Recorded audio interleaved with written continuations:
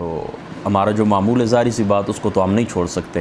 تو اس لیے یہاں پر میں آپ سے گفتگو کر رہا ہوں۔ یہ 200 ہماری 200 حدیث مبارکہ مکمل ہو چکی تھی درس کے اندر۔ حدیث نمبر 200 ہے کہ ان کثیر ابن قیس قال كنت جالسا مع ابي الدرداء في مسجد دمشق فجاء رجل فقال يا ابا الدرداء اني جئتك من مدينة الرسول صلى الله تعالى عليه وآله وسلم من مدينة الرسول صلى الله تعالى عليه وآله وسلم لحديث بلغني انك تحدث عن رسول اللہ صلی اللہ تعالیٰ علیہ وآلہ وسلم۔ یہ ایک شخص تھا، حضرت کثیر ابن قیس فرماتے ہیں کہ دمشق کی جامع مسجد کے اندر یہ حضرت ابو الدرداء کے پاس آیا اور کہنے لگا کہ میں آپ کے پاس ایک سفر کر کے میں آپ کے پاس آئی ہوں ایک حدیث رسول کے لیے کہ جو تم رسول پاک صلی اللہ تعالیٰ علیہ وآلہ وسلم کی آپ کی ذات اقدس سے تم روایت کرتے ہو۔ ما جئت لحاجۃ، میں کسی حاجت کے لیے نہیں آیا، تو مطلب میرا مقصد صرف اور صرف حدیث رسول سننا ہے۔ تو حضرت ابو الدرداء آگے کہنے لگے قال سمعت رسول اللہ صلی اللہ تعالیٰ علیہ وآلہ وسلم یقول من سلک طریقا یطلب فی علما، جو بندہ علم کے ایسے راستے کے اوپر چلتا ہے کہ اس کا مقصود علم حاصل کرنا ہوتا ہے، سلک اللہ طریقا فی طرق الجنہ، اللہ تعالیٰ کی ذات اقدس اس کو جنت کے راستہ عطا فرما دیں، یعنی اس کو جنت، اللہ تعالیٰ کی ذات اقدس اس کو جنت عطا فرما دیتے ہیں، یعنی بیش کے راستوں میں سے ایک راستے کے اوپر اللہ تعالیٰ اس کو چلائیں گے۔ وَإِنَّ الْمَلَائِكَةَ لَتَضَعُ أَجْنِحَتَهَا رِدًا لِطَالِبِ الْعِلْمِ، اور یہ جو اللہ تعالیٰ کے فرشتے ہوتے ہیں، اللہ تعالیٰ کے فرشتے ہوتے ہیں، یہ طالب علموں کے لیے اپنے پر بچھاتے ہیں۔ آگے میں اس کا مقصود آپ کو سمجھاتا ہوں۔ وَإِنَّ الْعَالِمَ لَيَسْتَغْفِرُ لَهُ مَنْ فِي السَّمَاوَاتِ وَمَنْ فِي الْأَرْضِ، وہ جو عالم دین ہوتا ہے تو اس کے لیے استغفار کرتے ہیں جو کچھ زمین میں اور جو کچھ آسمان میں، یعنی آسمانی مخلوق بھی اس کے لیے استغفار کرتے ہیں اور زمینی مخلوق بھی اس کے لیے استغفار کرتے ہیں۔ وَالْحِيتَانُ فِي جَوْفِ الْمَاءِ، یہاں تک کہ جو مچھلی ہوتی ہیں یہ سمندر کے بیچ کے اندر اس شخص کے لیے یعنی عالم دین کے لیے دعا کرتے ہیں۔ وَإِنَّ فَضْلَ الْعَالِمِ عَلَى الْعَابِدِ كَفَضْلِ الْقَمَرِ لَيْلَةَ الْبَدْرِ، اور عالم دین کی جو فضیلت ہے وہ کس کے اوپر ہے؟ عالم کی جو فضیلت ہے عابد کے اوپر، وہ اس طرح جس طرح 14ویں رات کے چاند کی فضیلت تمام ستاروں کے اوپر ہوتی ہے۔ 14ویں رات کا جو چاند ہوتا ہے اس کی چمک بہت زیادہ ہوتی ہے، تو اس کی جو فضیلت ہوتی ہے نا باقی آسمانی کواکب کے اوپر، آسمانی ستاروں کے اوپر، اس طرح عابد کے اوپر فضیلت ہے، کس کو؟ عالم دین کو۔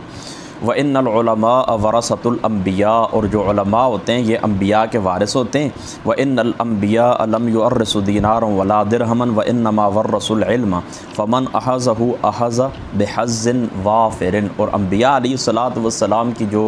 میراث ہوتی ہے وہ درہم اور دینار نہیں ہوتے، بلکہ ان کی وراثت کیا ہوتی ہے؟ ان کی وراثت ہوتی ہے علم۔ تو جس شخص نے علم حاصل کیا یعنی انبیاء کی وراثت کے لیے انبیاء کا وارث بنا، علم حاصل کیا، تو اس نے بہت بڑی سعادت کا حصہ پا لیا ہے، اس نے بہت بڑا حصہ حاصل کر لیا ہے۔ یہاں پر سب سے پہلے آپ یہ بات یاد رکھیں کہ یہ دمشق کا جو ذکر آیا ہے حدیث یعنی جامع مسجد دمشق، یہ دمشق شام کا کیپٹل ہے، آپ لوگوں کے علم کے اندر ہے، اور دمشاق ابن کنعان نامی ایک شخص تھا جس نے اس شہر کو آباد کیا تھا، تو اس کی وجہ سے اس کا نام کیا پڑا؟ اس کا نام دمشق پڑا ہے۔ اب یہ جو عالم دین ہوتا ہے اس کے متعلق آپ یہ یاد رکھیں کہ یہ کون سا بندہ ہے کہ جس کے لیے اللہ تعالیٰ کی زمینی مخلوق بھی، اللہ تعالیٰ کی آسمانی مخلوق بھی، وہ کیا کہتے ہیں کہ اس کے لیے استغفار کرتے ہیں۔ یہ کون سے علماء مراد ہیں یہاں پر؟ کون سا ایسا بندہ ہے جو عالم دین کہلانے کا مستحق ہے اور اس دعا کا مستحق ہے؟ ظاہری سی بات میں آپ کو بتاؤں، جو چیز میری سمجھ میں آئی ہے اس حدیث پاک کی شرح کو دیکھ کر، کہ ایک شخص ہے اس نے علم دین پڑھا ہے لیکن اس کا اپنے علم کے اوپر عمل کوئی بھی نہیں،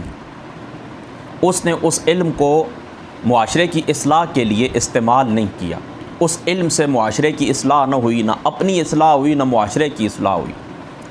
تو یہ وہ بندہ نہیں ہے جو اس دعا کا مستحق ہے، بلکہ اس سے مراد وہ شخص ہے کہ جس نے پہلے علم دین پڑھے پھر خود اس کے اوپر عمل کیا ہے، علم دین کو اپنے سینے کے اندر اتارا ہے، پھر اس کے بعد اس کی جو زندگی ہے علم دین پڑھنے کے بعد اس کی جو زندگی ہے وہ زندگی وقف ہو گئی اللہ تعالیٰ کے راستے کے اندر۔ اب اس نے کیا کیا؟ درس و تدریس کا معاملہ شروع کیا، پڑھایا ہے، خود مطالعہ کیا، بچوں کو پڑھایا ہے، اور اس علم کے ذریعے اس نے معاشرے کی اصلاح کی ہے، معاشرے کی اصلاح کے لیے اس نے علمی کتابیں لکھی ہیں، تصنیف کی ہے۔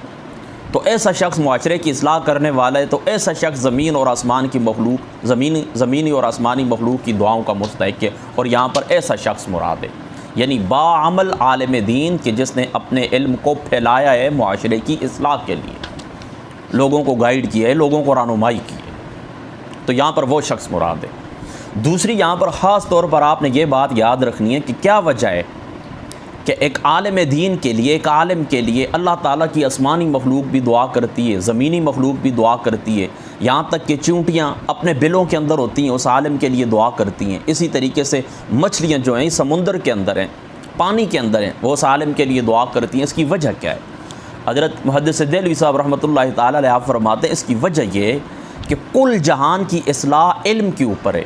دنیا کے اندر آج جتنے بھی آپ کو انقلابات نظر آتے ہیں، دنیا کے اندر آج جتنی بھی آپ کو اصلاح نظر آتی ہے، دنیا کے اندر آپ کو جتنی بھی ترقی نظر آتی ہے، اس کی بنیاد علم ہے۔ ریئل پروگرس از ایجوکیشن، اس کی حقیقی ترقی کیا ہے؟ علم ہے۔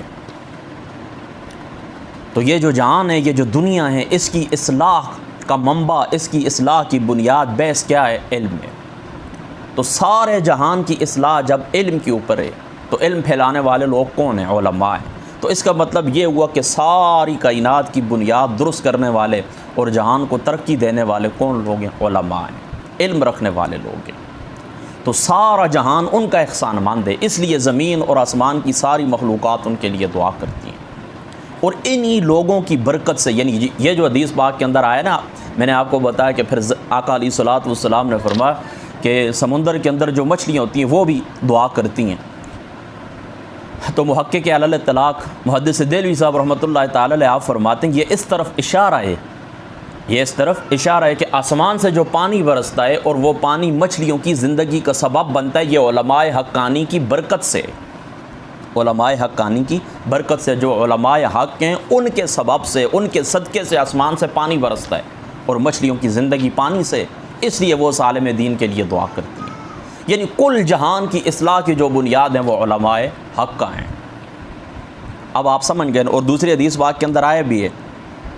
بہم یمطرون و بہم یرزقون، کہ انہی کے صدقے، یعنی علماء حقانی کے صدقے، نیک لوگوں کے صدقے، صالح لوگوں کے صدقے اللہ تعالیٰ بارش بھی برساتے ہیں اور اللہ تعالیٰ رزق بھی عطا فرماتے ہیں۔ تو اب آپ کو فلسفہ سمجھ میں آیا ہے نا کہ سارا جہان، مچھلیاں بھی ان کے لیے دعا کیوں کرتے ہیں؟ اس کی وجہ یہ کہ سارے جہان کی اصلاح علماء سے، آسمان سے پانی برستا ہے، ہمیں رزق دیا جاتا ہے، اولاد اللہ پاک عطا فرماتا ہے، نیک لوگوں کے صدقے سے بلائیں ٹل جاتی ہیں، مصیبتیں ٹل جاتی ہیں۔ اس لیے علماء حقانی کے لیے کائنات کا ذرہ ذرہ کیا کرتا ہے؟ دعا کرتا ہے۔ ٹھیک ہے، اس میں کوئی مشکل بات تو نہیں ہے نا۔ اب آگے بڑھتے ہیں، اور یہاں پر ایک بات یہ بھی یاد رکھیں کہ اس زمانے کے اندر لوگ اس طرح کرتے ہیں کہ اپنی زبانیں بہت زیادہ ان کی لمبی ہو گئی ہیں، وہ زبانیں کھولتے ہیں۔ آقا علیہ الصلوۃ والسلام کا فرمان ہے کتاب الزواجر یا کتاب الکبائر کے اندر موجود ہے کہ علماء کے جو گوشت ہوتے ہیں نا یہ زہر آلود ہوتے ہیں، یعنی آپ ان کی غیبت کریں، ان کو برا بلا کہیں گے تو غیبت کیا ہوتی ہے؟ گوشت کھانا ہی ہوتا ہے نا، تو ان کے گوشت زہر آلود ہوتے ہیں، اور زہریلا جو بندہ گوشت کھاتا ہے وہ مر ہی جاتا ہے۔ تو یہ اپنے آپ کو ہلاکت کے اندر ڈالنا علماء کی غیبت کرنا سے، نیک لوگوں کی غیبت کرنا، یعنی علماء سے مراد علماء حقانی۔ باقی جو لوگ دین کا روپ دار کے آ جائیں، گیٹ اپ بنا کے آ جائیں، علماء اور صلحاء والا، اور دل ان کے بڑے زہریلے قسم کے ہوں اور ایمان کے راہزن ہوں، ایمان کے ڈاکوں اور ذیاب فی سیاب، تو بے شک ایسے لوگوں کی توہین کرنا کیا ہے؟ واجب ہے۔ آگے بڑھیے۔ حضرت ابو امامہ باہلی آپ فرماتے ہیں قال ذکر لرسول اللہ صلی اللہ تعالیٰ علیہ وسلم رجلان احدہما عابد والآخر عالم۔ حضور علیہ الصلوۃ والسلام کی ذات مقدسہ کے سامنے ذکر کیا گیا کہ ایک شخص عالم ہے اور ایک شخص عابد ہے، یعنی عبادت کرنے والا ہے۔ فقال رسول اللہ صلی اللہ تعالیٰ علیہ وسلم فضل العالم علی العابد کفضلی علی ادناکم۔ حضور علیہ الصلوۃ والسلام نے فرمایا عالم کی فضیلت عابد کے اوپر ایسی ہے جیسے میری فضیلت تم سے ادنا بندے کے اوپر ہے۔ ثم قال رسول اللہ صلی اللہ تعالیٰ علیہ وسلم ان اللہ وملائکتہ واہل السماوات والارض حتی النملۃ فی حجرہا، یہاں تک حضور علیہ الصلوۃ والسلام نے فرمایا ان اللہ وملائکتہ واہل السماوات والارض، کہ اللہ تعالیٰ بھی اور اس کے فرشتے بھی اور زمین والے بھی اور آسمان والے بھی حتی النملۃ فی حجرہا، یہاں تک کہ یہ جو چونٹی اپنے بلوں کے اندر ہوتی ہیں، وحتی الحوت لیصلون علی معلم الناس، اور یہاں تک کہ یہ جو مچھلی ہوتی ہیں نا، یہ مچھلیاں بھی اپنے مچھلیاں پانی کے اندر لیصلون علی معلم الناس، یہ رحمت بیچتے ہیں۔ کس کے اوپر رحمت بیچتے ہیں؟ علی معلم الناس الخیر، خیر کی تعلیم دینے والے معلم کے اوپر، یعنی جو لوگوں کو رائے راست دکھاتے ہیں، خیر کی تعلیم دیتے ہیں، علم پڑھتے ہیں، پھر علم پڑھنے کے بعد، علم سیکھنے کے بعد اس طرح کرتے ہیں، تعلیم حاصل کرنے کے بعد لوگوں کو خیر کی تعلیم دیتے ہیں۔ تو دیکھیں نا، حضور نبی کریم صلی اللہ تعالیٰ علیہ وآلہ وسلم آپ کی ذات مقدسہ نے کتنی شان ان کی بیان فرمائی۔ فرماتے ہیں کہ ان کی فضیلت ایسی ہے باقی لوگوں کے اوپر جیسے میری فضیلت تم سے ادنا آدمی کے اوپر ہے، اور یہ لوگ ہیں، ان کے لیے اللہ تعالیٰ بھی، اس کے فرشتے بھی، اسی طریقے سے زمینی آسمانی مخلوق، چونٹیاں، مچھلیاں، یہ ان لوگوں کے لیے دعا کرتے ہیں۔ کتنی شان ہے، اب آپ سمجھ گئے نا۔ لیکن کون سا بندہ جو لوگوں کو خیر کی تعلیم دیتا ہے، شر سے بچاتا ہے، لوگوں کو شر سے بچاتا ہے اور خیر کی تعلیم دیتا ہے، ٹھیک ہے، اس میں بھی کوئی مشکل بات نہیں ہے۔ یہ یوں سمجھ لے کہ پچھلی حدیث پاک کا تتمہ ہے، کہ یہاں پر وہ الفاظ بھی آ گئے نا جو میں نے پیچھے آپ کو بتائے تھے، کہ یہ جو چونٹیاں ہوتی ہیں نا، یہ اپنے بلوں کے اندر، یہاں پر دیکھیں نا آگے ہے نا کہ یہ چونٹیاں حتی النملۃ فی حجرہا، یہاں تک کہ چونٹیاں اپنے بلوں کے اندر ان لوگوں کے لیے دعائے مغفرت فرماتی ہیں، رحمت بھیجتے ہیں۔ وعن ابی سعید الخدری رضی اللہ تعالیٰ عنہ قال قال رسول اللہ صلی اللہ تعالیٰ علیہ وسلم ان الناس لکم تبع،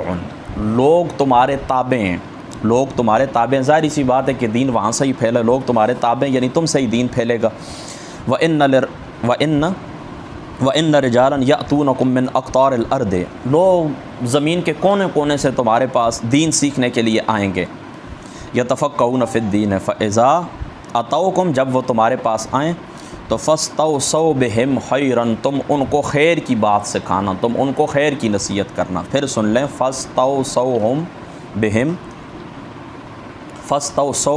خَيْرًا، فَاسْتَوْصَوْا بِهِمْ خَيْرًا، تم نے ان کو کیا کرنا ہے کہ خیر کی بات ان کو سکھانی ہے۔ یہاں پر اشارہ ہے نا، یہ بات یاد رکھ لیں کہ یہ جو حضرت ابو سعید خدری رضی اللہ تعالیٰ عنہ ہیں، یہ حضرت سعد بن مالک ابن سنان آپ کے بیٹے ہیں، اور بہت بڑے عالم دین اور متقی اور زاہد اور پرہیزگار شخصیت ہے۔ تو اس میں نبی پاک صلی اللہ تعالیٰ علیہ وآلہ وسلم آپ نے ارشاد فرمانا کہ لوگ زمین کے کونوں سے، یعنی ایک تو عرب ہے نا، صحابہ کرام ان کا تعلق تو عرب سے تھا، باقی اکثر جو تابعین ہیں ان کا تعلق عجم سے، یہ تمہارے پاس آئیں گے دین سیکھنے کے لیے، تو تم نے ان کو کیا کرنا ہے، ان کو دین سکھانا ہے، ان کو خیر کی بات کہنی ہے۔ آج دیکھیں نا، اس ماحول کے اندر بعض لوگوں نے شکایت کی ہے، پچھلے اسلاف جو ہمارے بزرگان دین تھے نا، انہوں نے بھی اس حدیث پاک کو پڑھ کے کہا کہ آقا علیہ الصلوۃ والسلام نے تو یہ نصیحت فرمائی ہے کہ لوگ تمہارے پاس علم دین پڑھنے کے لیے آئیں، یعنی اپنے مخاطب تو صحابہ تھے نا، لیکن قیامت تک آنے والے سب اس کے اندر شامل ہیں۔ تو ہم لوگوں کے پاس گئے ہیں دین سیکھنے کے لیے، لیکن انہوں نے ہمیں کیا کیا، دین نہیں سکھایا ہے، انہوں نے ہمیں دھکے دیے ہیں، انہوں نے ہمیں پریشان کیا ہے۔ آج بھی دنیا کے کسی بھی کونے سے کسی بھی عالم دین کے پاس کوئی شخص بھی آئے تو اس کا حق بنتا ہے اس کو اپنے پاس بٹھائے، خیر کی تعلیم دے۔ جو کچھ اللہ تعالیٰ نے تمہیں علم سے نوازا ہے تو تم کیا کرو، وہ علم کی جو خیرات ہے، وہ علم کا جو آپ کو اللہ تعالیٰ کی ذات اقدس نے عطا فرما، اس کو سکھائیں، اس کو خیر کی تعلیم دیں۔ اگر مثال کے طور پر ایک عالم دین اس کے پاس کوئی انتظام نہیں ہے کہ میں اس کو پڑھا سکوں، اس کو رہائش دے سکوں، اس کو کھانا دے سکوں، تو کسی اچھے سے دوسرے ادارے کی طرف اس کو رہنمائی کر دیں، لیکن لوگوں کو مایوس نہ کریں۔ کوئی شخص تمہارے پاس آنے والا نا امید نہ ہو، مایوس نہ ہو، کیونکہ آپ معلم ہیں کس کے، خیر کی بات آپ کی وجود سے نکلنی چاہیے۔ یہ جو پڑھے لکھے سمجھدار لوگ ہیں ان کے لیے میں کہہ رہا ہوں، ٹھیک ہے۔ حضرت ابو ہریرہ رضی اللہ تعالیٰ عنہ آپ فرماتے ہیں قال قال رسول اللہ صلی اللہ تعالیٰ علیہ وسلم الکلمۃ الحکمۃ ضالۃ الحکیم، یہ جو حکمت کا کلمہ ہے نا، یہ حکیم کی گم شدہ میراث ہے، یہ حکیم کی گم شدہ متاع ہے۔ کلمہ حکمت حکیم کی گم شدہ متاع ہے۔ اور ایک حدیث پاک کے اندر حکیم کی بجائے مومن کے لفظ آئے، الکلمۃ الحکمۃ ضالۃ المؤمن، مومن کی گم شدہ متاع ہے۔ فحیث وجدہا فہو احق بہا، تم اس متاع کو جہاں بھی پاؤ اور جس سے بھی پاؤ وصول کر لو، تم اس کے حقدار ہو۔ اس بات کو آپ نے توجہ سے سننا ہے، یعنی یہ جو کلمہ حکمت ہے یہ مومن کی، حکیم کی گم شدہ متاع ہے، جہاں سے بھی پائے اور جس سے بھی پائے، جہاں سے پائے اور جس سے پائے وصول کر لیں۔ ایک قول ہے نا، وہ قول اس کا مفہوم یہ کہ وہ کہتے ہیں کہ ایک بات تمہیں حضرت بایزید بسطامی رحمۃ اللہ تعالیٰ علیہ آپ سے ملے، بایزید بسطامی سے ملے تو تم اس کو قبول کر لو، اور کسی ادنا شخص سے ملے تو قبول نہ کرو، تو یہ تکبر ہے، لیکن آقا علیہ الصلوۃ والسلام نے کیا فرمایا؟ جہاں سے پاؤ اور جس سے پاؤ، جہاں پاؤ جس سے پاؤ، جس مقام کے اوپر تم یہ نہ دیکھو کہ اس کی شکل کیسی ہے، اس کا معاملہ کیسا ہے، تم یہ دیکھو کہ یہ جو جملہ کہہ رہا ہے یہ کیا ہے۔ تو وہ حکمت سے بھرا ہوا جو جملہ ہوتا ہے، وہ قیمتی جو لفظ ہوتے ہیں، وہ جو کوئی حدیث پاک ہے، قرآن کی کوئی آیت ہے، کوئی مفہوم ہے، کچھ بھی ہے، آپ اس کو وصول کریں، آپ اس کے حقدار ہیں۔ تو آج زمانے کے اندر لوگ اسی طرح کرتے ہیں کہ جو ہائی پروفائل لوگ ہوتے ہیں، جن کے پاس دولت، کوٹھیاں اور بڑے پیسے کی ریل پیل ہوتی ہے، تو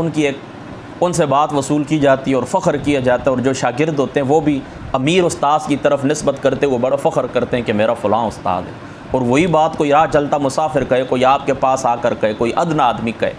تو آپ اس کی طرف توجہ بھی نہیں دیتے ہیں، اور نہ یعنی غریب استاد کی طرف کوئی اپنی نسبت بھی نہیں کرتا۔ تمہارے پیش نظر حضور علیہ الصلوۃ والسلام کا یہ فرمان ہونا چاہیے۔ اور محدث دہلوی صاحب رحمۃ اللہ تعالی نے آپ نے اشرۃ اللمعات کے اندر اس قول کو نقل کیا کہ یہ کہا گیا، یہ قول ہے کہ تمہیں بات بایزید بستامی سے ملے تو قبول کرو، اور ادنا آدمی سے ملو تو قبول نہ کرو، تو یہ کیا چیز ہے؟ یہ تکبر ہے۔ اور یہاں پر یہ بات بھی یاد رکھیں کہ ایسی بات جس شخص کو ملے اور وہ اس کا اہل نہ ہو، یعنی وہ اس کا معنی نہ جانتا ہو، مفہوم نہ جانتا ہو، تو وہ بات اس کے پاس امانت ہے، وہ دوسرے تک پہنچا دے۔ یعنی آقا علیہ الصلوۃ والسلام نے بھی فرما رہے ہیں، کئی لوگ ایسے ہوتے ہیں، پیک کرنے والے ہوتے ہیں، وصول کرنے والے ہوتے ہیں، تو وہ جو عامل ہوتا ہے نا، عامل اس سے زیادہ سمجھنے، یعنی جس بندے نے آپ تک بات پہنچائی ہے نا، اس سے زیادہ جس تک بات پہنچائی گئی ہے وہ فقیہ ہوتا ہے۔ یہ تو ذہن مختلف ہے نا،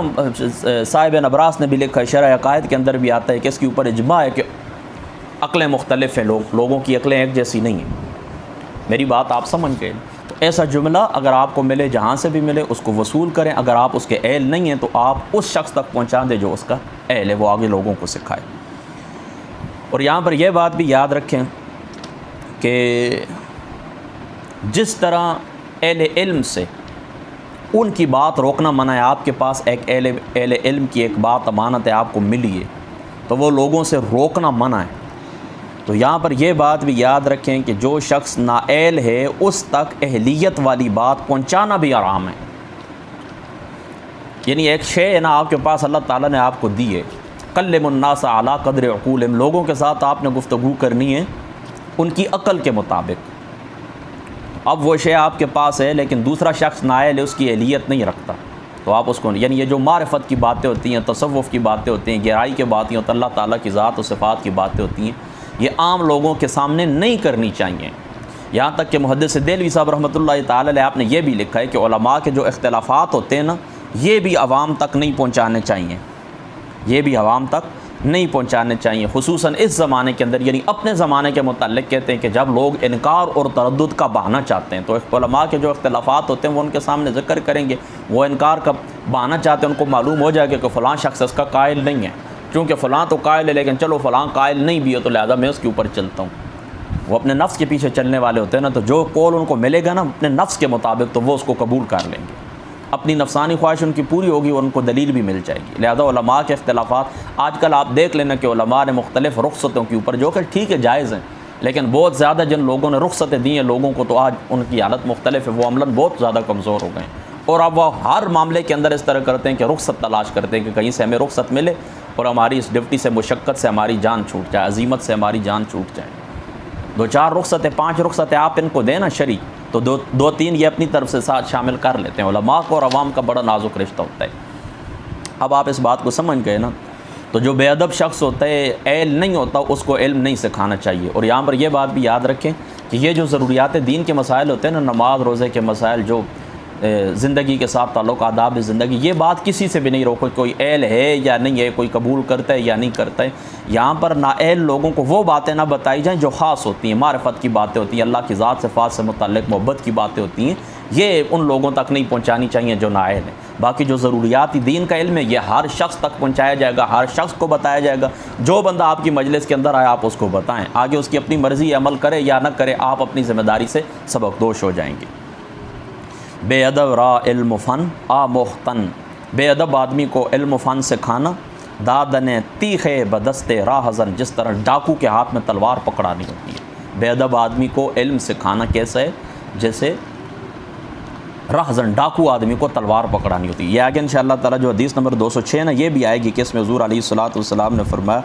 کہ نائل آدمی کو علم سکھانے والا گو کہ یہ انتہائی ضعیف حدیث ہے، نائل آدمی کو علم سکھانے والے ایسا ہے کہ جس طرح خنزیر کے گلے کے اندر ہار ڈالنے والا ہے۔ بہرحال یہ بات انشاءاللہ تعالیٰ آگے آئے گی۔ آگے بڑی حضرت ابن عباس رضی اللہ تعالیٰ عنہ قال قال رسول اللہ صلی اللہ تعالیٰ علیہ وسلم فقیہ واحد اشد علی الشیطان من الف عابد۔ ترمذی شریف کی روایت ہے کہ ایک فقیہ شیطان پر 1000 عابد سے زیادہ سخت ہے۔ ایک فقیہ عالم دین عابد کے اوپر 1000 شیاطین، 1000 یعنی جو عابد ہے نا، عابد ایک عبادت کرنے والا، ایک فقیہ ایک عالم دین بعمل عالم دین، وہ شیطان کے اوپر 1000 عابد اتنے بوجھ نہیں ہوتے کہ جتنا ایک فقیہ ہوتا ہے۔ فقیہ سے مراد کون سا شخص ہے؟ جس کو فہم دین، یعنی اللہ تعالیٰ کا جو دین ہے اس کا فہم حاصل ہو، مسائل کو سمجھنے کی قوت اس بندے کو ودیت کر دی گئی ہو۔ تو ایسا شخص کیا ہوتا ہے نا، شیطان مختلف چالیں چلتا ہے لیکن وہ عالم دین ہوتا ہے، اللہ تعالیٰ کے دین کو سمجھتا ہے، تو وہ ان کی شیطان کی جو چالیں ہوتی ہیں نا، اپنے علم کی وجہ سے وہ ان چالوں کو جان جاتا ہے۔ جبکہ جو صرف عبادت کرنے والا جاہل بندہ ہوتا ہے تو شیطان کے مختلف جو ہیلے ہوتے ہیں نا، تلبیس ابلیس، امام ابن جوزی نے باقاعدہ کتاب لکھی ہے شیطان کے فریب کاریوں کے اوپر، وہ کس طرح اچھی باتوں کو بری باتوں سے، بری باتوں کو اچھی باتوں سے کس طرح ایک مکسچر بنا کے لوگوں کے سامنے پیش کر کے لوگوں کو تلبیس کے اندر ڈال دیتا ہے، لوگوں کو اشتباہ کے اندر ڈال دیتا ہے کہ وہ اس کو نیک کام کر کے، لیکن جو عالم دین ہوتے ہیں وہ ایک معمولی باریک چال کو بھی سمجھ جاتا ہے کہ یہاں پر کتنے باریک راستے سے شیطان داخل ہو رہا ہے۔ لہذا اس وجہ سے ایک فقیہ شیطان کے اوپر 1000 عابدوں سے زیادہ باری ہے۔ اور کوئی بندہ اتنا یعنی فہم دین اس کو حاصل نہ بھی ہو، یعنی بہت زیادہ زیرک اور بہت زیادہ دانا اور بہت زیادہ صوفی نہ بھی ہو، بہت زیادہ عبادت گزار متقی پرہیزگار عالم نہ بھی ہو، ایک عام عالم دین ہو کہ جو صرف اتنا کرتا ہے کہ جائز اور ناجائز کے اس کو مسائل معلوم ہوتے ہیں، جائز اور ناجائز کے مسائل اس کو معلوم ہوتے ہیں، اتنا زیادہ وہ فقیر نہیں ہوتا، اتنا زیادہ مسائل کو سمجھنے کی اس کے اندر صلاحیت نہیں ہوتی، لیکن علم دین اس نے پڑھا ہوتا ہے، اپنا کورس جو اس کی کتابیں وہ مکمل کیا ہے، ایک درس و تدریس کے معاملات سے گزرا ہے، وہ کہ ذہین اتنا نہیں ہے، وہ بھی اتنا ضرور کرتا ہے، کم از کم حرام حلال اس کو پتہ ہوتا ہے کہ کیا چیز میرے اوپر حرام ہے اور کیا چیز میرے اوپر حلال ہے۔ تو جو عام جاہل ہوتا ہے اس کو تو حرام حلال کا نہیں پتہ ہوتا، اس کو تو صرف اتنا پتہ ہوتا ہے کہ 100 رکعتیں پڑھنی ہیں، 200 رکعتیں پڑھنی ہیں، شام کے اتنے نفل ہیں، صبح کے اتنے نفل ہیں، یہ میں نے پڑھنے ہیں۔ باقی بہت ساری چیزیں وہ تجارت کرتا ہے، نااہل ہوتا ہے، اس کو نہیں معلوم کہ تجارت کے اندر کیا چیز حرام ہے کیا چیز حلال ہے، والدین کے حقوق معلوم نہیں ہوتے، بچوں بیویوں کے حقوق معلوم نہیں ہوتے۔ تو ایسا شخص جو ہوتا ہے نا، میں آپ کو کہہ رہا ہوں کہ عالم دین ہوتا ہے، فقط اس کو حرام حلال پتہ ہوتا ہے، اتنا ذہین نہیں ہوتا، لیکن وہ بھی کم از کم پھر اتنا کرتا ہے نا کہ حرام کے اندر وہ نہیں پڑتا، اس کو معلوم ہوتا ہے کہ یہ چیز اللہ نے حرام کی ہے، وہی کے اندر اس کا ذکر موجود ہے، آقا علیہ الصلوۃ والسلام نے اس کا ذکر فرمایا۔ اس لیے شیطان کی جو مختلف چالیں ہوتی ہیں، باریک چالیں ہوتی ہیں، ان سے عالم دین بچ جاتا ہے، فقیہ بچ جاتا ہے، لیکن عابد نہیں بچ سکتا۔ اس لیے جو عابد ہوتا ہے وہ 1000 مل جائیں تو ایک فقیہ کے برابر نہیں ہو سکتے۔ شیطان کے اوپر ایک فقیہ اتنی تنگی کر دیتا ہے کہ جتنا 1000 عابد نہیں کر سکتے۔ بس اللہ تعالیٰ کی ذات اقدس عمل کی توفیق عطا فرما۔ یہاں پر ہماری جو درس حدیث ہے الحمدللہ تعالیٰ